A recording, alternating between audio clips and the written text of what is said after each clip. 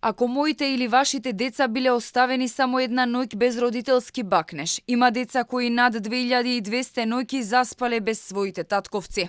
Родителите, сестрите, браќата, сопружниците се прашуваат како им поминува на уставобранителите секој ден и секоја ноќ за дрешетки. Издржаа 6 години, дали ќе издржат уште?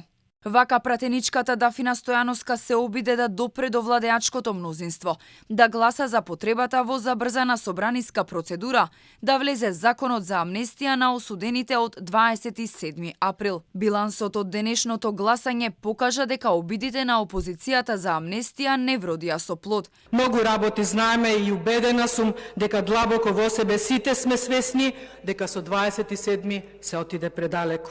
Дури и Заев ја спроведе агендата, само осудените се уште за дрешетки.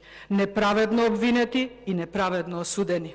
А неправдата е таа за која сите вие едно време или сите ние постојано креваме глас и се бориме на овој или оној начин да ја коригираме. За жал, вие го вративте времето на Ченто во денешницата. Денес неговиот правнук го живее животот на неговата ќерка, а неговиот внук неговиот. Нели ова враќање назад? Опозицијата смета дека осудата на лицата за настаните од 27 април е најголема неправда во поновата историја.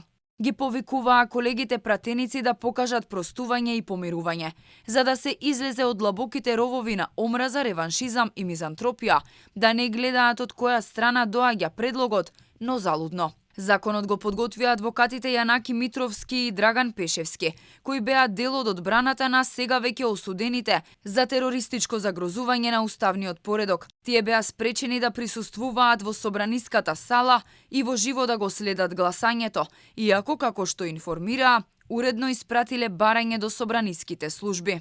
Судскиот процес 27 април се изучува на странски универзитети како негативен пример. Меѓу експертската фела во Македонија и регионот предизвика разочараност и горчина, а многу од познавачите за пресудите велат дека се символ на неправда, незаконие и политички прогон.